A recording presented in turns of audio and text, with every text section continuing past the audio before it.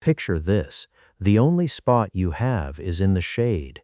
A north-facing yard the sun barely touches, a corner sitting in the shadow of the house all day, a patch under a wall or a fence or a high tree that never gets a proper burst of direct sun, the shady patch everybody looks at and says nothing will ever grow there.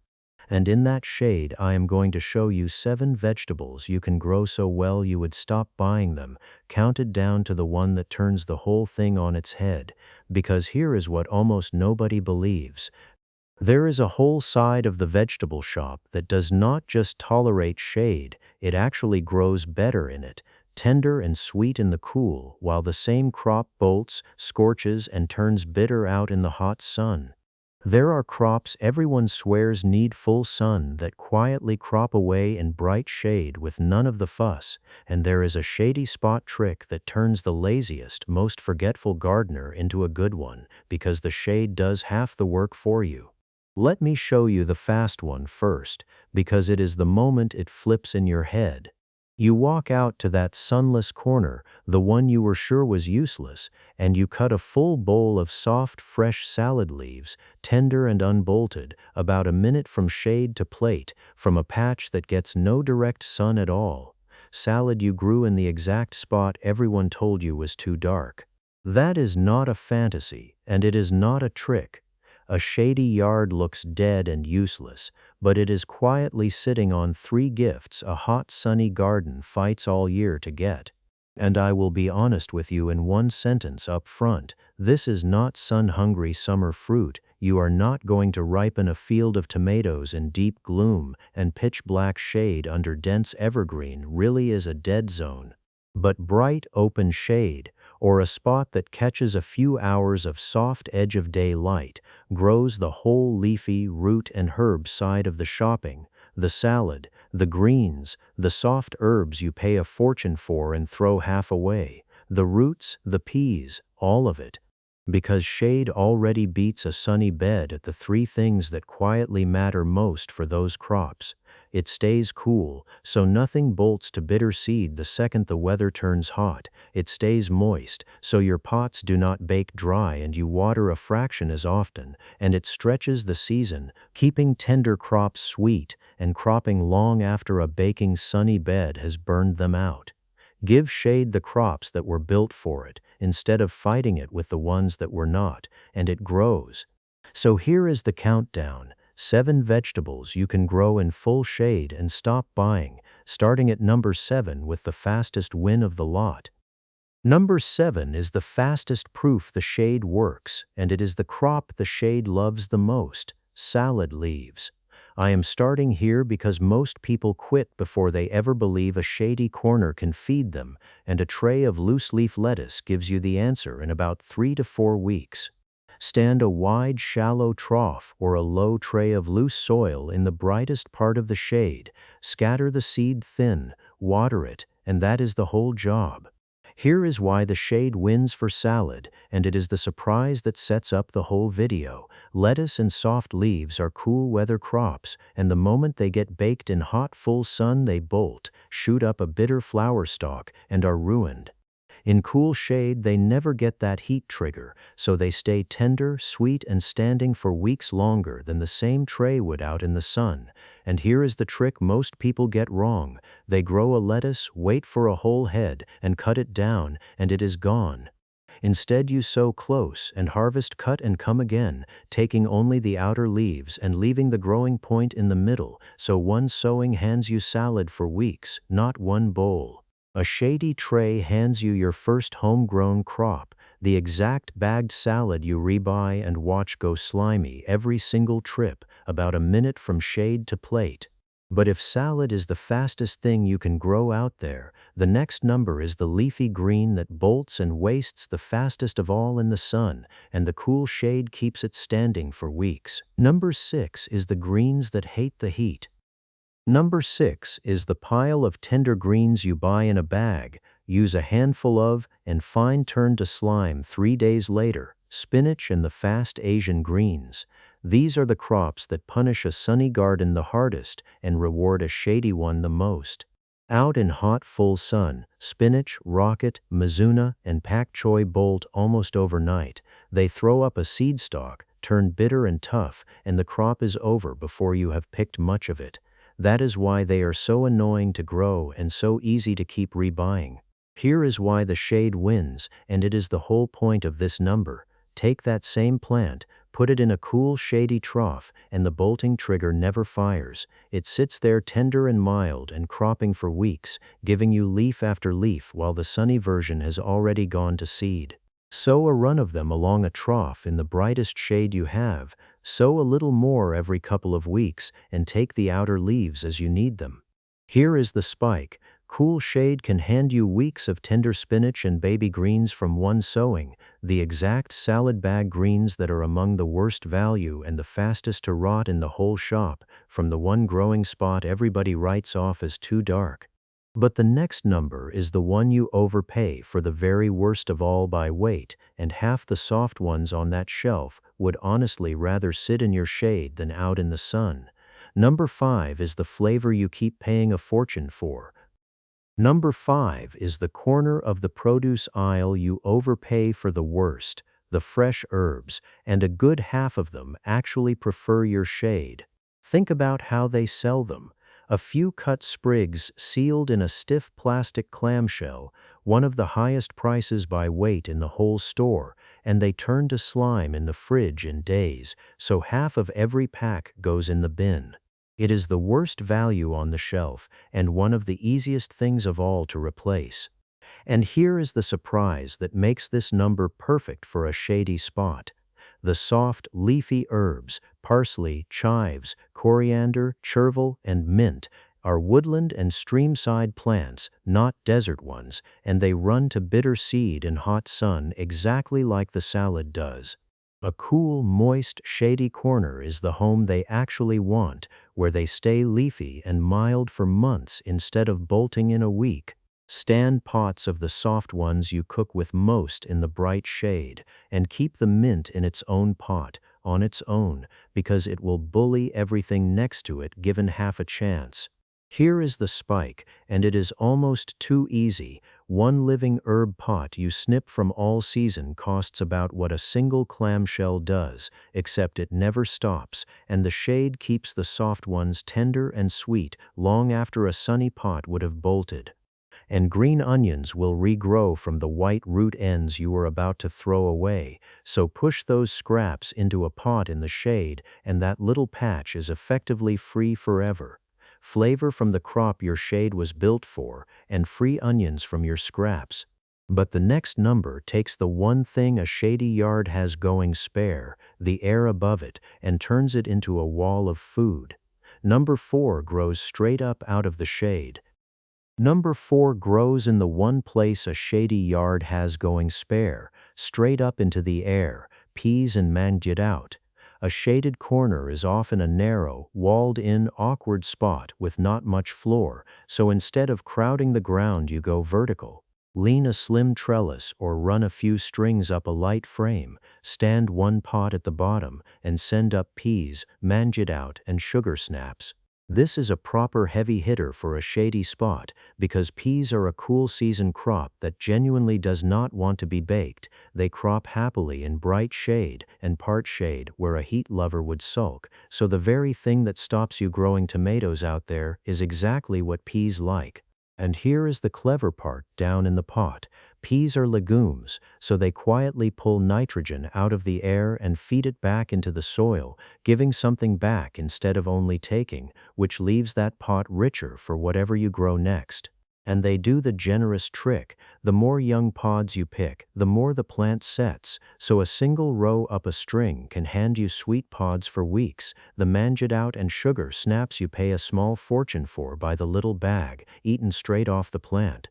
You have turned the shady yard's awkward walled-in shape into a living wall of sweet pods, but the next number is the crop that quietly crops away all year long in the shade, while a hot sunny bed burns itself out by midsummer. Number 3 is the backbone that never stops. Number 3 is where a shady spot does something a hot, sunny garden simply cannot. It gives you a leafy backbone that crops right through the year. Chard and perpetual spinach. Here is the whole secret and the reason to grow them in the shade on purpose. Chard, perpetual spinach, and leaf beet are tough, deep-rooted leaf crops, and their one weakness is heat. In a baking sunny bed, they bolt and go bitter and burn out by the middle of summer, done for the year. Put them in cool, moist shade and that weakness disappears. They just keep standing and cropping, leaf after leaf, for many months, often straight through a mild winter and into the next year, from a single planting. This is the surprise that makes the whole video worth watching. The shade is not shortening their season, it is extending it, turning a crop that quits in the heat into a year-round supply. Plant a few chard and perpetual spinach in a deeper trough or a big pot in the bright shade. Cut the outer leaves as you need them and leave the heart to keep pushing. Here is the spike. A handful of these plants in a shady corner can hand you cooking greens almost every week of the year, the exact chard and spinach that cost a fortune fresh and wilt in a day from the spot you thought was too dark to grow anything. The darkest, most written-off corner turns out to be your most reliable, longest cropping bed. But if chard is the backbone that never stops, the crop at number 2 is the one plant that quietly out-earns every pot in the shady garden. Number 2 is the king of the shade container. Before I count down the last 2, stop and look at what that shady corner is already holding. A tray of soft, unbolted salad, a run of spinach and Asian greens that would have gone to seed in a week out in the sun, pots of the soft herbs you overpay for the worst, a living wall of sweet peas and mangetout out up a string, and a backbone of chard and perpetual spinach cropping straight through the year.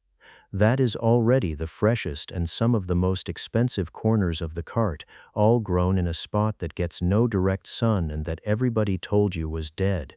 And the last 2 numbers are the heavy hitters, the 2 that actually earn the word never, the one leafy plant that crops for a whole year off a single pot, and at number 1, the boring heavy staple you lug home in a sack, grown and lifted right there in the shade with no fork in the ground.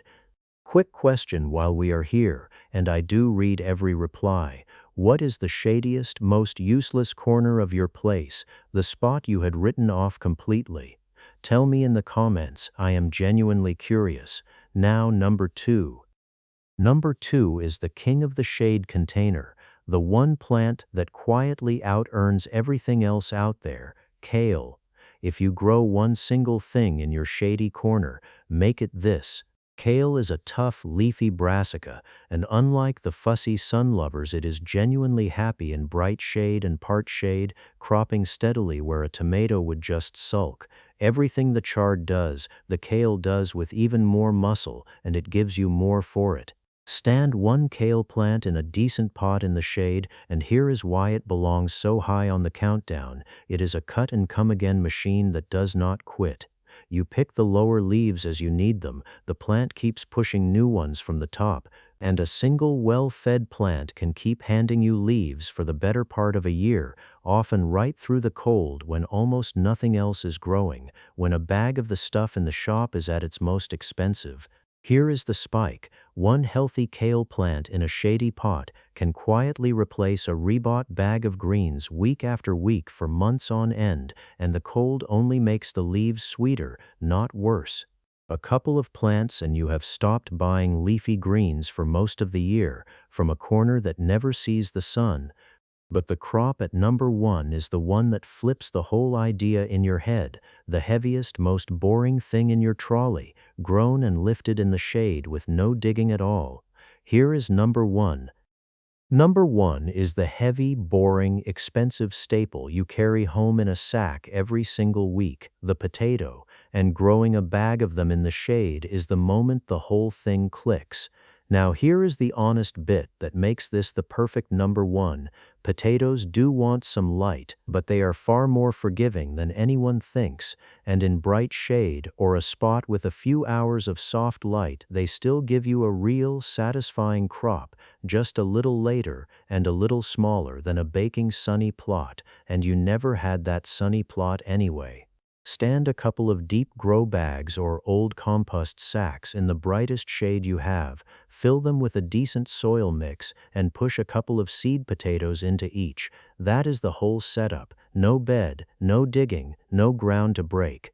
Here is the trick that makes bags beat a border. As the plant grows, you keep mounding more soil up around the stem, and it keeps setting potatoes up the buried stalk, so a tall bag turns a couple of seed potatoes into a surprising haul stacked all the way up.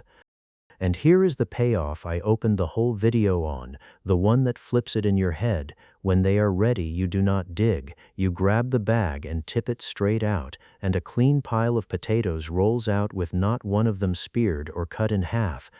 Then do the same for shade-tolerant roots, beetroot for its leaves and its root, and carrots in the brightest edge of the shade, grown in loose stone-free bags where they come up straight and clean instead of forking on buried stones. The heaviest, most rebought corner of the whole cart, the carbs and the roots, grown and lifted in a spot that supposedly grows nothing, that is number 1, and that is the countdown. Now here is how you run all 7, so it actually replaces the shopping instead of just decorating a dark corner. Here is the part that ties 7 crops into one working garden instead of 7 separate pots, and it is the reason a shady yard can genuinely keep you out of the vegetable aisle. The whole thing comes down to one idea. You do not fight the shade, you match the crop to it. Shade hands you 3 gifts a hot sunny garden fights all year to get, a cool climate that stops leafy crops bolting to bitter seed, steady moisture so pots do not bake dry, and a long, gentle season. And it is short on exactly one thing, the raw ripening heat that only sun-hungry summer fruit really needs. So the system is 4 simple rules. First, grow the shade lovers, not the sun lovers. Fill the space with leaves, roots, pods, and soft herbs, the whole side of the shopping that actually prefers cool and moist, and do not waste the spot trying to force a field of tomatoes or peppers that were never going to ripen there. Second, chase your brightest shade. Not all shade is equal, so put the potatoes, kale, and peas in the most open, brightest part where a little soft light reaches, and tuck the salad, spinach, and soft herbs into the deeper shade they are happiest in. Third, and this is the quiet gift of the whole build, lean on the low watering. Shaded pots dry out far slower than sunny ones, so this is the forgiving, low-effort garden. But do still feed a little and often, a light feed rather than a big rare one, because leafy crops are hungry, and a pot cannot pull food up from the ground.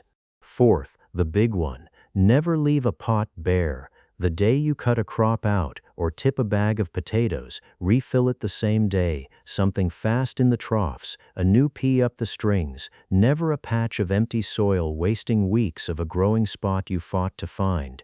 Do those 4 things and the shady corner is always growing something, which is the only way 7 crops add up to a real dent in the shopping. And one quiet bonus of building it all in pots and bags, you never dug or altered anything, nothing is permanent, you can slide a pot to chase the brightest patch of shade, and if you ever move, the whole garden comes with you.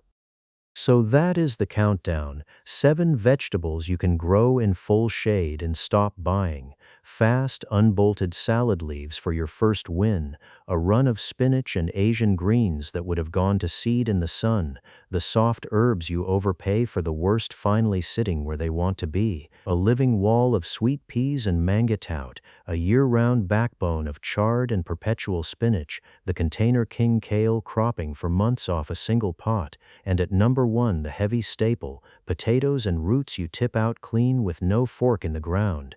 This channel is called 1 Acre Blueprint, and by now the real lesson is clear. The blueprint was never really about the acre, and it was never about having the sunniest, best plot. It is about how hard each square foot works, and a cool, shady corner, planted with the crops that were built for it instead of the ones that were not, can keep a family out of the vegetable aisle for most of the year. Do not try to build all 7 at once. Start with one this week, a tray of salad leaves for a crop in a few weeks, or a single kale plant that crops for the better part of a year, or a pot of parsley and mint that finally has the cool, shady home it always wanted. Subscribe to stay on the 1 acre blueprint because next we take this exact idea one step further into the coldest, hardest months of the year and the crops that keep feeding you when everyone else has given up for the season. And tell me in the comments, of these 7, which would you grow in your shade first?